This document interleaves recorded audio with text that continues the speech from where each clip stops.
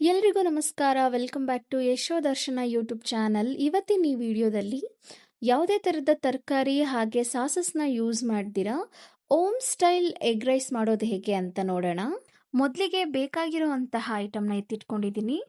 6 ಮೊಟ್ಟೆ ಹಾಗೆ 2 medium size ಈರುಳ್ಳಿನ ಈ ರೀತಿ ಸಣ್ಣದಾಗಿ ಕಟ್ ಮಾಡಿಟ್ಕೊಂಡು, ಜೊತೆಗೆ ಸ್ವಲ್ಪ ಹಸಿಮೆಣಸಿನಕಾಯಿ, ಅರ್ಧ ಟೇಬಲ್ ಸ್ಪೂನ್ ಅಷ್ಟು ಗರಂ ಮಸಾಲ, 1 ಟೇಬಲ್ ಸ್ಪೂನ್ ಶುಂಠಿ ಬೆಳ್ಳುಳ್ಳಿ ಪೇಸ್ಟು, ಸ್ವಲ್ಪ ಅರಿಶಿನ ಹಾಗೆ ಅರ್ಧ ಟೇಬಲ್ ಸ್ಪೂನ್ ಅಷ್ಟು ಪೆಪ್ಪರ್ ಪೌಡರ್, ಅಚ್ಕಾರದ ಪುಡಿ, ಧನಿಯಾ ಪುಡಿ ಹಾಗೆ ಎಣ್ಣೆ, ಕೊತ್ತಂಬರಿ ಸೊಪ್ಪು, ರುಚಿಗೆ ತಕ್ಕಷ್ಟು ಉಪ್ಪನ್ನ ತೆಗೆದಿಟ್ಕೊಂಡಿದ್ದೀನಿ.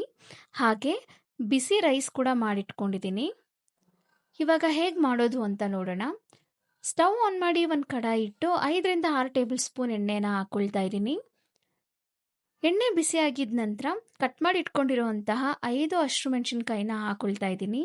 ಜೊತೆಗೆ ಈರುಳ್ಳಿನ ಹಾಕೊಂಡು ಈರುಳ್ಳಿ ಟ್ರಾನ್ಸ್ಪರೆಂಟ್ ಆಗೋವರೆಗೂ ನೀಟಾಗಿ ಫ್ರೈ ಮಾಡ್ಕೊಳ್ಬೇಕು. ಇದರ ಜೊತೆಗೆ 1 ಟೇಬಲ್ ಸ್ಪೂನ್ ಶುಂಠಿ ಬೆಳ್ಳುಳ್ಳಿ ಪೇಸ್ಟನ್ನು ಹಾಕೊಂಡು ಹಸಿ ವಾಸನೆ ಹೋಗೋವರೆಗೂ ನೀಟಾಗಿ ಫ್ರೈ ಮಾಡ್ಕೊಳ್ಬೇಕು. ಇದಾದಮೇಲೆ ಮೊಟ್ಟೆನ ಈ ರೀತಿ ಹೊಡೆದು ಒಂದು ಬೌಲ್ಗೆ ಹಾಕಿಟ್ಕೊಂಡಿದ್ದೆ. ಇವಾಗ ಇದಿಷ್ಟನ್ನು ಬಾಣಲಿ ಒಳಗಡೆ ಹಾಕ್ಕೊಂಡು ಸ್ಟವ್ನ ಲೋ ಫ್ಲೇಮಲ್ಲಿಟ್ಟು ನೀಟಾಗಿ ತಿರುಗಿಸ್ಕೊಳ್ತಾ ಇದ್ದೀನಿ. 1 ಮಿನಿಟ್ ಇದನ್ನು ಹೀಗೆ ಬೇಯಿಸ್ಕೊಳ್ಬೇಕು. ಅದಾಗಿದ ನಂತರ ಸ್ಟವ್ನ ಸ್ವಲ್ಪ ಹೈ ಫ್ಲೇಮಲ್ಲಿಟ್ಟು ಮೊಟ್ಟೆನ ಈ ರೀತಿಯಾಗಿ ನಿಧಾನವಾಗಿ ಹುರ್ಕೊಳ್ಬೇಕು. ಇಷ್ಟು ಉದ್ರುದ್ರಾಗಿರಬೇಕು ಮೊಟ್ಟೆ ಹುರ್ಕೊಳ್ಳೋದು.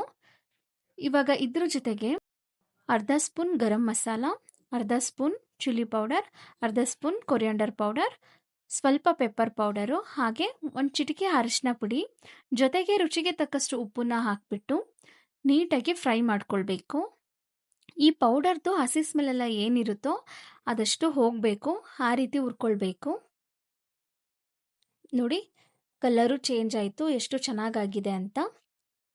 ಇವಾಗ ಇದಕ್ಕೆ ಅನ್ನನ ಹಾಕ್ಕೊಳ್ತಾ ಇದ್ದೀನಿ. ನಾನಿಲ್ಲಿ ಬಿಸಿ ರೈಸ್ನ ಹಾಕ್ಕೊಳ್ತಿದ್ದೀನಿ. ಇನ್ ಕೇಸ್ ನಿಮ್ಮ ಹತ್ರ ಲೆಫ್ಟ್ ಓವರ್ ವೈಟ್ ರೈಸ್ ಏನಾದರೂ ಇದ್ದರೆ ಅದು ಕೂಡ ಹಾಕ್ಕೊಂಡು ನೀಟಾಗಿ ಮಿಕ್ಸ್ ಮಾಡ್ಕೊಳ್ಬಹುದು. ಈವನ್ ಲೆಫ್ಟ್ ಓವರ್ ರೈಸಲ್ಲಿ ಕೂಡ ರುಚಿ ತುಂಬ ಚೆನ್ನಾಗಾಗತ್ತೆ. ಈ ರೀತಿಯಾಗಿ ನೀಟಾಗಿ ಮಿಕ್ಸ್ ಮಾಡಿಕೊಂಡು ಲಾಸ್ಟಲ್ಲಿ ಈ ಥರ ಕೊತ್ತಂಬರಿ ಸೊಪ್ಪನ್ನು ಹಾಕ್ಕೊಂಡ್ರೆ ರೆಡಿ ಆಗುತ್ತೆ ಹೋಮ್ ಸ್ಟೈಲ್ ಎಗ್ ರೈಸ್. ನೋಡಿದ್ರಲ್ಲ, ಯಾವುದೇ ತರಕಾರಿ ಅಥವಾ ಸಾಸ್ನ ಯೂಸ್ ಮಾಡ್ದಿರಾ ತುಂಬ ಟೇಸ್ಟ್ಫುಲ್ ಎಗ್ ರೈಸ್ನ ಮಾಡಬಹುದು. ಸೊ ಈ ರೀತಿಯಲ್ಲಿ ನೀವು ಕೂಡ ಒಂದ್ಸಲ ಟ್ರೈ ಮಾಡಿ ನೋಡಿ, ಟೇಸ್ಟ್ ನಿಮಗೆ ತುಂಬ ಇಷ್ಟ ಆಗುತ್ತೆ. ಎಲ್ಲಿ ಎಷ್ಟೇ ಟೈಪ್ ಆಫ್ ಎಗ್ ರೈಸ್ನ ತಿಂದರೂ ಮನೆಯಲ್ಲಿ ಮಾಡ್ಕೊಂಡು ತಿನ್ನೋದೇ best. Home food is always good and healthy ಅಂತ ಸುಮ್ಮನೆ ಹೇಳೋದಿಲ್ಲ. ಸೊ ಈ ರೆಸಿಪಿ ನಿಮ್ಮೆಲ್ರಿಗೂ ಇಷ್ಟ ಆಯಿತು ಅಂತ ಅಂದ್ಕೊಳ್ತೀನಿ. ಇಷ್ಟ ಆಗಿದ್ದರೆ ನೀವು ಕೂಡ ಇದೇ ರೀತಿ ರುಚಿಯಾಗಿ ಮಾಡ್ಕೊಳ್ಳಿ, ತಿನ್ಕೊಳ್ಳಿ. ಹಾಗೆ ಯಶೋ ದರ್ಶನ ಯೂಟ್ಯೂಬ್ ಚಾನಲ್ನ ಸಬ್ಸ್ಕ್ರೈಬ್ ಮಾಡ್ಕೊಳ್ಳಿ. Thank you so much.